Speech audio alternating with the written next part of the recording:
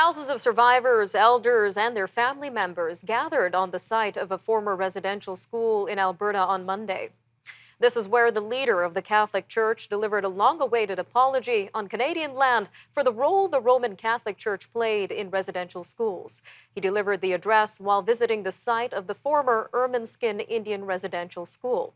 Indigenous leaders say an apology is a start to working toward healing a past that won't be erased. Well, joining us now to share his perspective is Mr. Bruce Allan, Resolution Health Support Worker at the Indian Residential School Survivors Society. Mr. Allan, thank you again for joining us. I know you're returning from the Papal apology at Masquachese, Alberta. We really appreciate your time today. So let's start with your thoughts on this apology itself, Mr. Allan. What do you think about it? Was it missing anything, or do you think the Pope covered the entire role the Catholic Church played in the residential school system? I think he did cover a lot of the grounds. It was well scripted, and he pretty sure he covered all the bases. But I think when we talk to survivors, they want to see action that should follow. So for myself, I think this apology is not overdue. Elders and many people have been waiting for many years. My dad never got to see the apology. He went through the residential school. Didn't survive it. So I'm thinking of all those people that I know, others that I know. It'd be nice to have them hear it.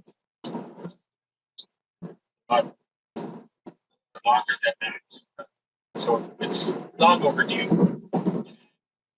He said start, and we'll see what comes from it in the next few months, years probably.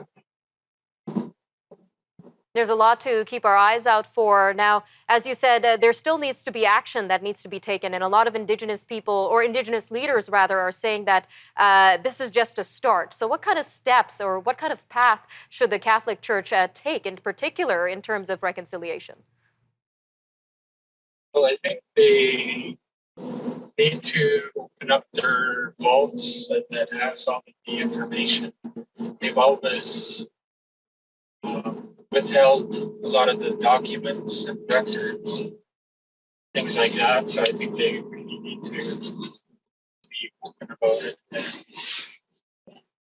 And restitution, I think the Catholic bishops promised some compensation for survivors, but I think it's going to take a lot more than just survivors. I mean, compensation. We need to do healing on both sides with the church in itself, and they can do that by taking responsibility and being accountable for you can say centuries with Indigenous peoples in Canada. Now, considering that you yourself attended a residential school, Lejack Residential School, and you're an intergenerational survivor through your grandmother and through your father, the Pope here is asking for forgiveness in the Church's role of the residential school system. So from your own perspective, do you forgive the Church for its role in the residential school system, Mr. Allan? It would take a lot. It'll take more than the apology to get to that place of forgiveness. I know forgiveness is really important, and it does release the forgiver of what has gone on. And I don't think I'm ready to do that yet. We still have a lot of ways to go.